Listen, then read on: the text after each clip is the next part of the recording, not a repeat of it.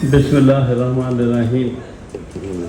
जनाब शोएब शाहीन साहब, जनाब हमारे आइबुल खान कांसी काकड़ साहब और लाल मोहम्मद काकड़ साहब, शोएब शाहीन साहब और मेरे वकला भाइयों, बिलखसूस मैं ममनून हूँ जनाब फॉर्मर चीफ मिनिस्टर जनाब नवाब असलम खान रईसानी साहब का, उनकी तफसीलन जो उन्होंने बातें की हैं, एक्चुअली वही उनकी आखिरी स्पीच होनी चाहिए थी।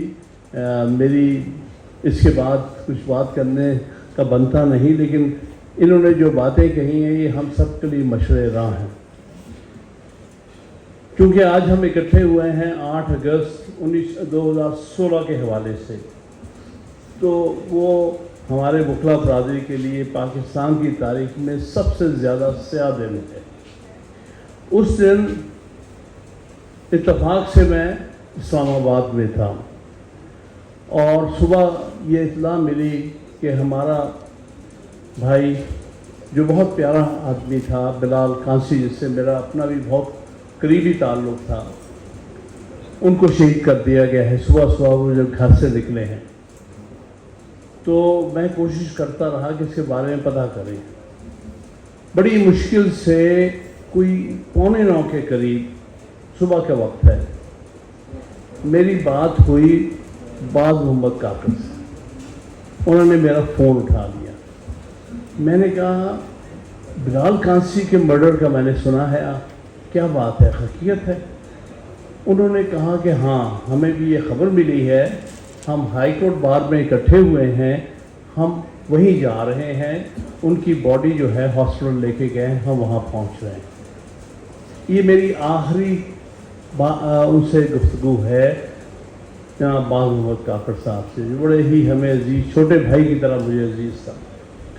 और उसके बाद मज़ीद जो ख़बरें आई हैं ब्लास्ट की, वो सारी आप सब जानते हैं। और बहुत मैं कोशिश करता रहा कि किसी न किसी तरह से मेरी बात हो जाए किसी से। क्या हुआ है, कुछ 9:30 बजे के करीब मेरी बात हुई मुनीर काकड़ से। मैंने पूछा क्या हुआ है, मैं सुनता हूँ कुछ और बड़ा ब्लास्ट हुआ है। तो उसने एक बात कही जो मैं कभी नहीं भूल सकता। उसने कहा खान साहब हम बर्बाद हो गए, ये उसके अल्फाज, हम बर्बाद हो गए। 56 हमारे वकला भाई और 70 से ज़्यादा ज़ख्मी उस एक वाक़े से गुज़रे हैं। मैं ख़ास तौर पर यहाँ तशरीफ़ रखते हैं जहाज़ेब जदूद साहब, क्योंकि उस दिन मुझे फ़्लाइट मिल गई कोयटा की, तो मैं शाम को उधर पहुँच गया और मुझे जो हालात देखने का मौका मिला वो अल्लाह फिर कभी इस कौम पर ना लाए, कभी हमारी बरादरी पर वो वक्त ना गुज़रे जो मैंने 8 अगस्त 2016 और से अगले दिन देखा। बहुत ही अफसोसनाक हमारी तारीख़ी हो। मैं जहाज़ेब जदूद साहब का क्यों जिक्र कर रहा हूँ, ये खुद भी ज़ख्मी थे और इनका एक बेटा शहीद हुआ और एक बेटा मौत ज़िंदगी कश्मकश में था। कुछ लोगों को वहाँ से कराची लेके गए थे जो एक्सट्रीम केसेस थे, जो बहुत ज़्यादा ज़ख्मी थे, इनके साहिबजादे भी उनमें से। मैंने ऐसे हौसले वाला बाप नहीं देखा। मैं इनको ख्वाजा की तरफ पेश करता हूँ जिस कदर ये हौसले में हैं।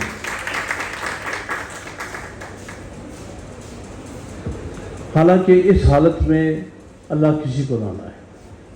इसी तरह और जितने वकला से मिला हूँ जिनके घरों में लोग शहीद हुए हैं, मैं ख़ास तौर पर जिक्र करना चाहूँगा दाऊद कांसी साहब का। यंग बैरिस्टर, बहुत खूबसूरत शख्स, सदर रहा था कोयटा बार का, हाई कोर्ट बार का, और बड़ा फ्यूचर था उसका। और वो बिलाल कांसी का फर्स्ट कज़न भी था। और दाऊद कांसी के वालिद साहब डॉक्टर कांसी, उनसे मुलाकात का मौका मिला, उनके पास गया। उनके घर के उनका बेटा, उनका भांजा اور 3 اور رشتہ دار شہید ہوئے تھے اس وقت. لیکن اس مرد مومن کا کمال ہے, انہوں نے کہا کہ میری بڑی اچھی پریکٹس چلتی تھی انگلینڈ میں اپنے لوگوں کی خدمت کے لیے وہ پریکٹس چھوڑ کر آ کے کوئٹے میں کام شروع کیا. وہ ٹاپ کے سرجن تھے, اور انہیں اس واقعے کے باوجود انہوں نے یہ بات مجھے کہی کہ میں اس ملک کی خدمت کرتا رہوں گا. بہت گزرا میرے ساتھ, میرا بیٹا گیا, میرا بھانجا گیا, میرے رشتہ دار چلے گئے, لیکن میری کمٹمنٹ اس ملک کوئٹہ کے ساتھ, اپنے بھائیوں کے ساتھ, بلوچ بھائیوں کے ساتھ, اپنے پختون بھائیوں کے ساتھ. بہت عظیم انسان تھے. انہوں نے 5 ایکڑ زمین بھی اپنی ڈیڈیکیٹ کی تھی, جس میں آج تک غالباً اس پر ڈیولپمنٹ ورک نہیں ہو سکا. جتنے شہداء تھے ان کی رہائش کے لیے انہوں نے اپنی ذاتی زمین ڈونیٹ کی تھی. اب اس کے بعد جو واقعہ گزرا, میرے لیے اعزاز کی بات ہے کہ تینوں بڑی بار ایسوسیشن بار کونسلز نے وہ سو موٹو لینے میں تو 20 دن لگا دیے جمالی صاحب نے, لیکن بہرحال آخر لیا.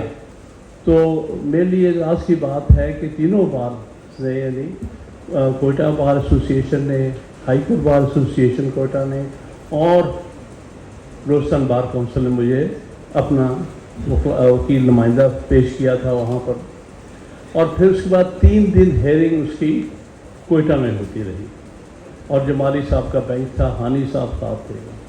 کافی دشواری سے, جس میں میرے سارے اور وکلا بھائی کوئٹہ سے شامل تھے, ہم منانے میں کامیاب ہوئے کہ اس کی جوڈیشل انکوائری ہونی چاہیے اور سپریم کورٹ کے جج سے ہونی چاہیے, جس کا بلوچستان سے تعلق ہو. پہلے تو تھوڑا بہت انہوں نے ناراضگی کی کہ بھئی کیا مطلب, کیونکہ ایک ہی تو جج تھے بلوچستان سے, اس قاضی صاحب.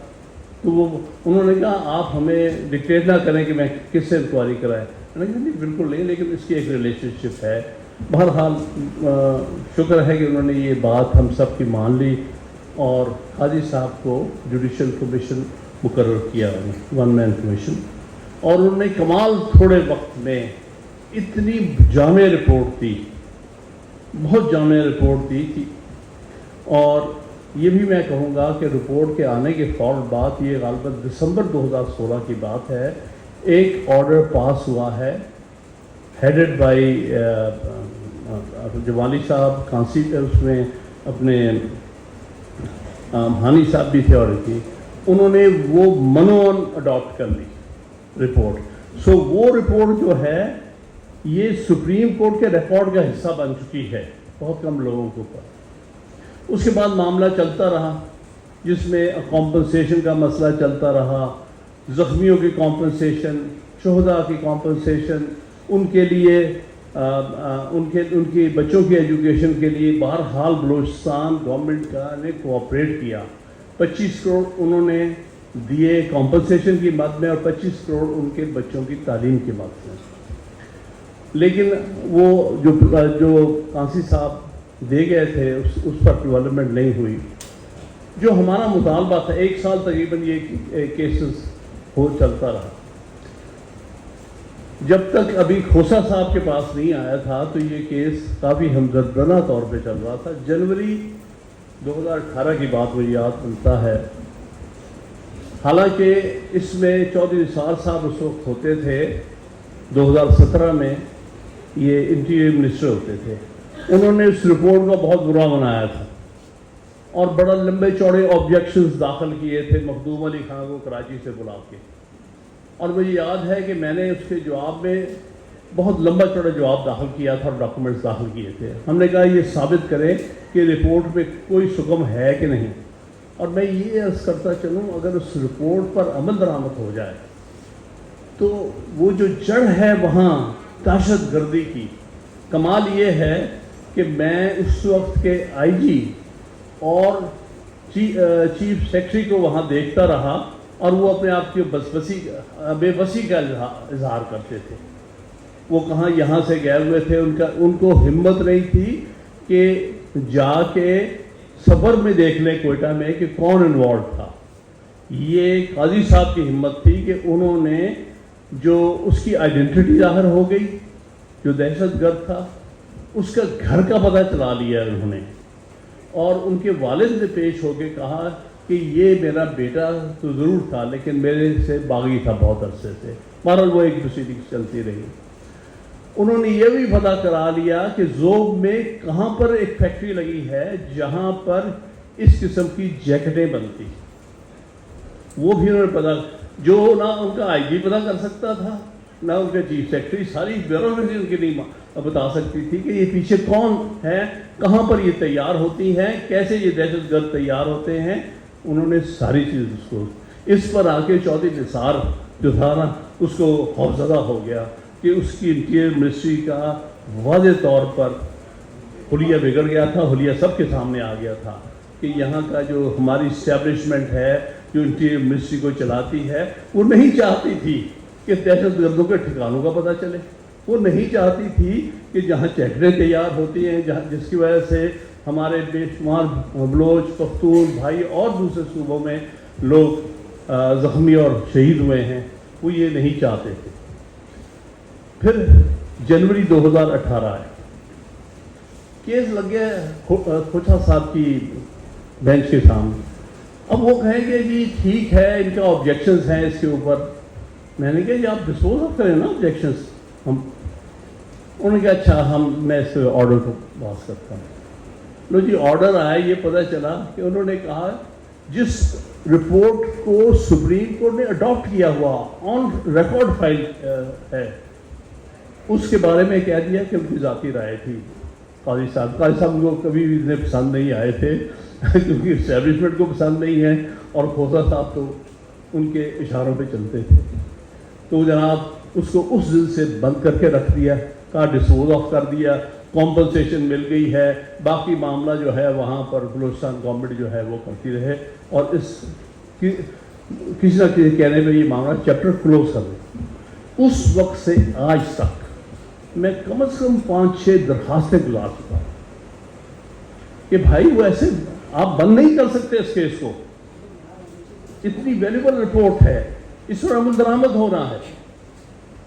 اس وقت ثاقب صاحب چیف جسٹس سے مجھے یاد ہے کہ وہ لگے تھا، اس کے بعد صاحب کھوسا صاحب رہے، لگنا گزار وہ تو ویسے ہی جیب میں تھے ان کے اسٹیبلشمنٹ کی، اور اب بھی 6 مہینے گزر چکے ہیں، ان درخواستوں پر کوئی آرڈر نہیں پاس ہوا، نہ پاس ہونا ہے، کیونکہ وہ چاہتے نہیں ہے یہ معاملہ کھولا جائے، جو حقیقتیں سامنے آئیں، ان کی شکلیں سامنے آئیں۔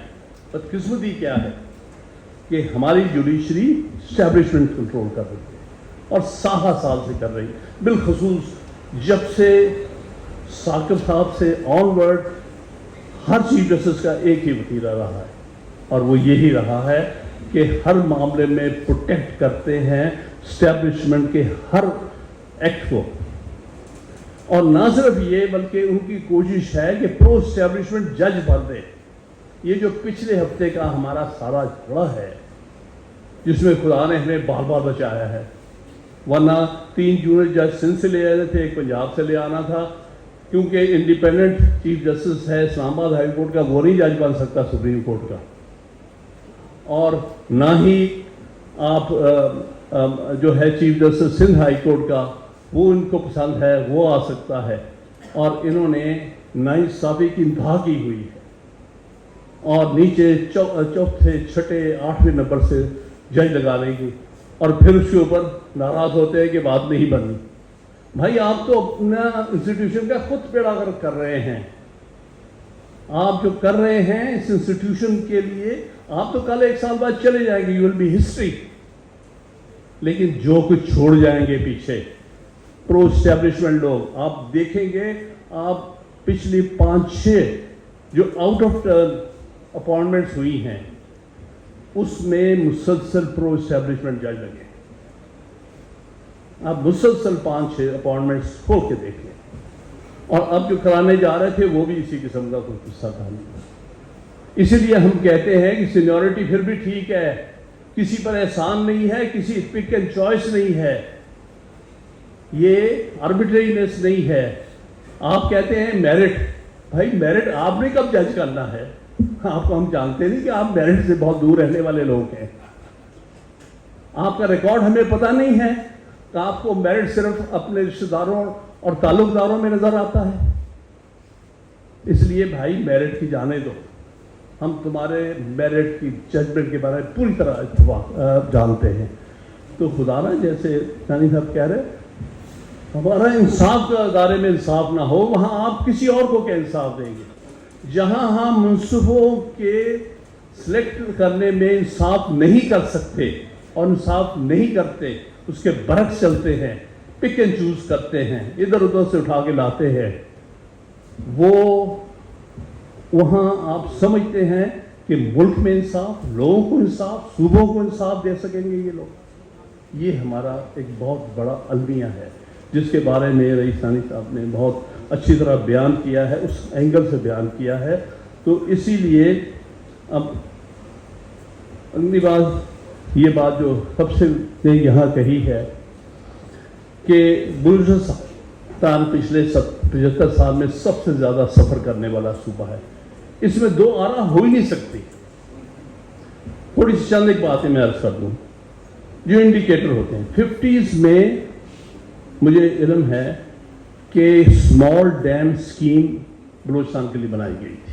کوئی یہاں پر سال میں ایک آدھ دفعہ فلڈ آتا ہے, چشمے چلتے ہیں, پیسہ پانی اکٹھا ہوتا ہے, اور وہ بیسٹ چانس ہوتا ہے کہ چھوٹے ڈیمز بنا کے اس کو سٹور کر لیا جائے تاکہ پینے کے بھی کام آئے اور جہاں تک ہو سکے زراعت کے کام آئے. اس پر پچھلے 70 سال میں عمل درآمد نہیں ہو سکا, اس اسکیم پر نہیں ہو سکا. ادھر ادھر کی باتیں ہوتی رہی کیونکہ وہ بلوچستان کے لیے بہت اہم اسکیم تھی. جب 50s میں نیچرل گیس تلاش ہوئی ہے سوئی میں, وہ کراچی اور لاہور تک تو پہنچ گئی, کوئٹہ نہیں پہنچ سکی. اس سے بڑی ناانصافی آپ کیا اس صوبے کے ساتھ کر سکتے ہیں جس صوبے کے نیچرل ریسورسز آپ کو مل رہے ہوں؟ سب سے پہلا حق اس صوبے کا ہے اس نیچرل ریسورسز کے اوپر. ہمارا یہ بھی مطالبہ ہے کہ سپریم کورٹ کو فیڈرل کورٹ بنایا جائے جس میں ہر جو صوبہ ہے اس کی ہائی کورٹ ہے, اس سب کی نمائندگی ہو اور ٹھیک ٹھاک نمائندگی. یہ نہ کہ آپ پنجاب سے 8 جج لگا دیں تو باقی 4 ہائی کورٹوں سے 8 یا 7 لگائیں. یہ کام ہوتا رہا, یہ گلزار کے زمانے میں ہوتا رہا, یہ کھوسا صاحب کے زمانے میں ہوتا رہا, یہ اب بھی ہونے جا رہا تھا, بچ گئے بال بال. تو کہنے کا مطلب یہ ہے کہ بھائی بیلنس ہونا چاہیے. غالباً اس لیے کسی نے مجھ سے پوچھا کہ آپ کیوں کہتے ہیں کہ پنجاب سے مزید 6 سے زیادہ جج نہ لیں 16 میں. تو میں نے کہا بھائی ہمارا پرو اسٹیبلشمنٹ جج یہیں سے جاتا ہے, ہمیں جج چاہیے جو کہ انڈیپینڈنٹ ہوں. اب ایک مثال ہمارے توفیق صاحب یہاں تشریف فرما ہے, ایسے بہادر وکیل کوئی ہو. آپ کے سامنے دیکھا ہے کہ وہ ڈکٹیٹر جو تھا مشرف, اس کو ہمارے چند بہادر ججز نے وہ سزا دی جس کا ہم پچھلے 75 سال سے مانگ رہے ہیں. جس کو ہیڈ کیا تھا ہمارے وقار سیٹھ صاحب نے جو چیف جسٹس پشاور, اس کو ہر بار اپوائنٹمنٹ میں اگنور کیا جاتا تھا. کبھی نقوی صاحب کو لگا رہے ہیں, کبھی امید الدین صاحب کو, کبھی قاضی امین کو. وہ بیچارہ ان سے سینئر بیٹھا ہے, اس کو کوئی لگ. تو انہوں نے مجھے کہا, فون کا آیا کہ بھائی میں اب مزید برداشت نہیں کر سکتا, 3 دفعہ یہ ہو چکا ہے, میں سیکنڈ سیزن موسٹ جج چیف جسٹس ہوں ہائی کورٹ کا, اور مجھے ہر دفعہ چھوڑا جاتا ہے, پنجاب سے جونیئر جج کو اٹھا کے لگا دیا جاتا ہے. تو میں تو اس کو چیلنج کروں گا. تو آپ سے صرف یہ پوچھنا تھا آپ میرے وکیل ہوں گے؟ میں نے کہا بالکل 100 بسم اللہ. میں آپ اس اصول کے لیے پچھلے 20 سال سے لڑ رہا ہوں, اور 20 سال سے یہ لوگ اس اصول کو توڑ رہے ہیں. اور بات کہاں سے شروع ہوئی؟ پہلے بھی ہوتا رہا, جب مارشل لا دور تھا, جب ارشاد حسن خان اور شیخ ریاض نے انتہائی افسوسناک اور شرمناک ججمنٹ دی تھی 2002 میں اس پوائنٹ کے اوپر, جس کے ریویو پہ مجھے یہ کہنا پڑا تھا کہ میں آپ میں اعتماد نہیں رکھتا کہ آپ صحیح فیصلہ کر سکتے, میں وڈرا کرتا ہوں یہ پٹیشن. جس پر وہاں انہوں نے کہا تھا یہ آپ کو کنٹیم نوٹس دیں گے, پھر اتنے بھی ضرورت نہیں پڑی ہے. تو کہنے کا مطلب یہ تھا کہ اس بیچارے کو اس کی پٹیشن، یہ گلزار صاحب کمال کے چیف جسٹس تھے، chief justice of Peshawar high court کی 6 مہینے پٹیشن نہیں فکس کی جب تک کہ ان کا انتقال نہیں ہو گیا. کاربن کو کچھ پتا تھا. یہ عالم ہے یہاں ہماری عدلیہ کا. اور تو چھوڑے، ہم نے تو بے شمار پٹیشنیں کی ہوئی ہیں لاہور ہائی کورٹ بار کی طرف سے، مقصود بھٹو صاحب جب صدر تھے، اسی طرح صلاح الدین کی طرف سے جب سندھ ہائی کورٹ بار کے صدر تھے، پشاور کی طرف سے، Sindh Balochistan high court bar کی طرف سے. وہ تو کیا لگنی، چیف جسٹس کی نہیں پٹیشن لگی. 3 سال سے وہ پٹیشن پڑی ہے، نہیں لگائی جاتی. اب وہ جو کیس تھا مشرف والا، اب اس میں لاہور ہائی کورٹ کی کوئی جورسڈکشن نہیں بنتی، آپ سب جانتے ہیں. اس میں اپیل لائی کرتی ہے اس آرڈر کے خلاف جو کہ اس اسپیشل کورٹ نے پاس کیا تھا. لیکن ہمارے جو پیچھے جو کھینچتے ہیں پل دی اسٹرنگس، انہوں نے لاہور ہائی کورٹ کے 3 من پسند ججوں کا بینچ بنوا دیا اور وہاں مشرف کی پٹیشن کروا کے لگوا دی. نہ ان کی جورسڈکشن بنتی، نہ کوئی بات نہ چیز. لیکن انہوں نے کمال جورسڈکشن ایکسرسائز کر لی، اور کرنے کے بعد انہوں نے فیصلہ بھی سنا دیا اور اس کو جو ہے اسٹرائک ڈاؤن کر دیا، بغیر جورسڈکشن کے کمال کر دیا انہوں نے. اس کے خلاف اس وقت کی حکومت نے تو جانا نہیں تھا. اس نے تو بلکہ اس کے سامنے بحث ہی یہ کی تھی کہ ٹھیک ہے آپ جو کر رہے ہیں ٹھیک ہے. لیکن یہ ہمارا بہادر ساتھی توفیق آصف، کیونکہ ان کا لوکس چنڈائی بنتا تھا، کیونکہ یہ جو پروسیڈنگز کا آغاز ہوا ہے مشرف خلاف 2013 میں ان کی پٹیشن سے ہوا، جب یہ ہائی کورٹ بار راولپنڈی کے صدر تھے. تو اس لیے he was the only person جس کا سرکار کے علاوہ لوکس چنڈائی. تو میں نے اس ججمنٹ کے خلاف پٹیشن فائل کی ہوئی ہے. جنوری کے آخر کی بات ہوگی، فروری کے شروع کی بات ہوگی. 2020 آج ہم کہاں؟ ہم 2022 میں اگست میں جا رہے ہیں. 2 سال 7 یا 8 مہینے گزر گئے. کسی میں جرت ہی نہیں ہے. بیچارہ گلزار کیا کرے تو بیچارہ موجودہ کیا کرے. اس کو اجازت ملے تو لگائے پٹیشن، جو کہ بڑی وائٹل امپورٹنس کی ہے. ایک ملٹری ڈکٹیٹر کو پہلی دفعہ سزا ہوئی ہے، اس کے خلاف پٹیشن سپریم کورٹ نہیں. اسے مجبور ہو کے اس نے بھی اپیل فائل کی تھی، مشرف نے بھی، وہ بھی اپیل دبائی ہوئی ہے. ان کی طرف سے کی ہوئی پٹیشن بھی دبائی ہوئی ہے. وہ نہیں لگ سکتی. 2.5 سال ہو گیا. کئی دفعہ کہہ چکا ہوں، کئی موقعوں پر کہہ چکا ہوں، کئی پریس کانفرنسز میں کہہ چکا ہوں، کئی تقاریر میں کہہ چکا ہوں کہ خدا را یہ کیسز وائٹل امپورٹنس کے ہیں، ان کو لگاؤ. تمہیں کیا ضرورت ہے ایسے ویسے جگہ سے ڈکٹیشن لینے کی. لیکن بھائی ہم کیا کریں، یہ بیٹھے ہوئے ہیں. یہ پہلے کیا ہوتا تھا، جس کو پہلے یہ ہوتا تھا کہ کم از کم کیس لگ جاتے تھے، فیصلے غلط ہو جاتے تھے. اب جو نیا ڈاکٹرن ہے جس کو میں گلزار سے ریلیٹ کرتا ہوں، وہ یہ ہے کہ کیس کو دبا کے بیٹھ جاؤ، اس کو غائب ہی کر دو، اس کا پتہ ہی نہیں چلنے دو کسی کو. 2 سال 3 سال، جس طرح یہ کیس جو کھوسا صاحب نے فیصلہ کیا ہے 4 سال سے ہی دبا کے، 4.5 سال سے دبا کے بیٹھے ہوئے ہیں. اتنی اپلیکیشن دے چکا ہوں کہ بھائی وہ رپورٹ اڈاپٹ ہو چکی ہے، آپ نے اس پہ پروسیڈ کرنا ہے. لیکن وہ اپلیکیشن نہ سنی جاتی ہے نہ فکس ہوتی. تو میرے نزدیک آج کے حوالے سے وہ بڑی اہم چیز ہے کہ وہ اپلیکیشن سنی جانی چاہیے، کیونکہ میرے نزدیک اس رپورٹ کو بہت اہمیت ہے. اور اس رپورٹ پر اگر عمل درآمد ہوتا ہے تو پاکستان کے لیے، پاکستان کے مستقبل کے امن کے لیے، بلوچستان میں امن کے لیے، جس کے بارے میں ثانی صاحب اور دوسرے ساتھیوں نے کہا، بہت اہمیت ہے.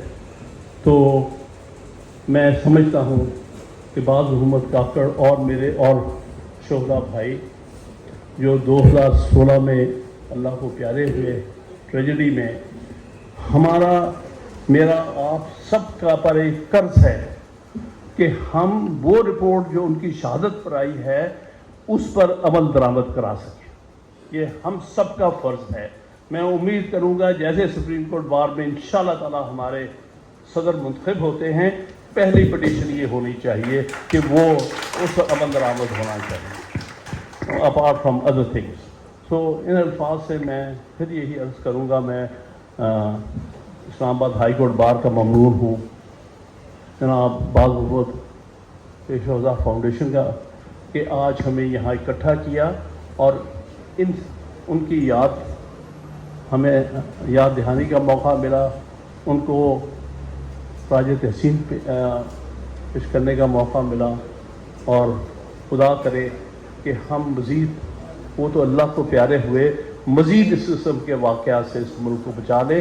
اس کے لیے اس رپورٹ پر عمل درآمد ہونا بہت ضروری ہے. بہت بہت شکریہ.